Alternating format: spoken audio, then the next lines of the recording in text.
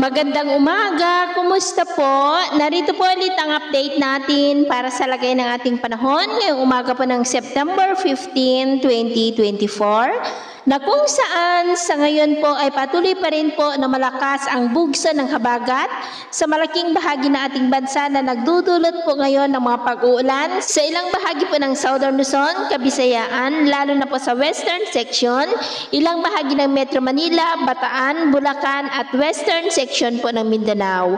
At base po dito sa weather model na ating ginagamit ay nagsimula na po na mabuo ang dalawang weather disturbances sa loob at labas ng ating area of responsibility. Gaya na inyong napapansin ay may dalawa na po na sirkulasyon at posibleng lalakas ang mayan sa susunod na mga oras at ang susunod na bagyo dito sa loob ng ating area of responsibility ay papangalanan po sa local name na Bagyong Hiner.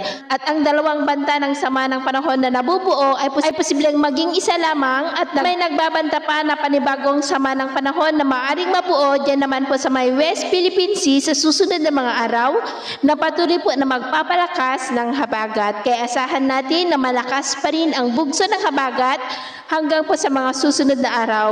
Buong linggo po ay posibleng malakas ang bugso ng habagat. Samantala ang bagyong si Bebingka ay nagbabanta na po na tatama mamayang gabi dyan po sa eastern section ng China.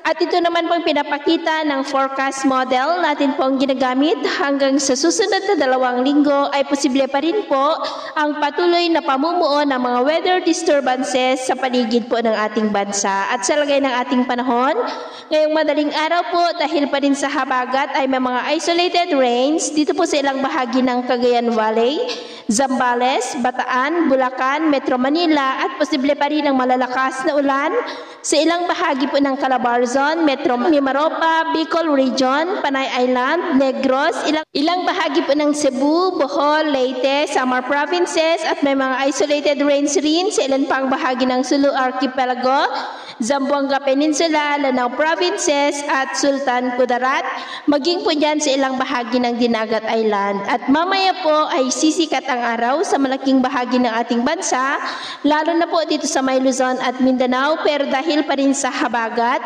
ay maulap po ang kalangitan with isolated light to heavy rains dyan po sa may La Union, Benguet, Pangasinan, ilang bahagi ng Cagayan, Bataan, Zambales, Bulacan, at posible pa rin ang malalakas na ulan sa ilang bahagi po ng Metro Manila, Calabarzon, Bicol Region, Mimaropa, Panay Island, Northern Samar, ilang bahagi ng Leyte, Negros, Cebu, Bohol, at may mga isolated rains rin sa ilan pang bahagi ng Sulu Archipelago, Zamboanga Peninsula, Lanao Provinces, Sultan Kudarat at Sarangani. At mamayang hapon po, mas maraming lugar na ulit ang makakaranas ng mas maulap na kalangitan with isolated light to heavy rain sa malaking bahagi ng ating bansa. Kaya mag-ingat po tayo sa mga banta po ng mga pagbaha at pagguho ng lupa, lalo na po dyan sa may Southern Luzon at Kabisayaan dahil posible po ang malalakas na ulan ngayong araw. Sa atin naman pong mga baybayin, dahil pa rin po sa habagat, ay iwasan po muna natin ang papalaot sa mga baybayin po ng Palawan, Mindoro Seaboard, Western Visayas Seaboard at maging po sa silangang baybayin ng Visayas at Mindanao.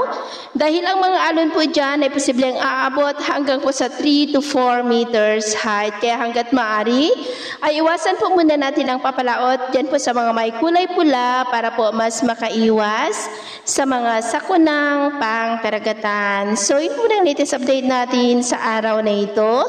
At ako po muli si James na nagsasabing sa kahit anong pagsubok po na darating sa ating buhay, huwag na huwag po tayong mawawalan ng pag-asa. Thank you and God bless!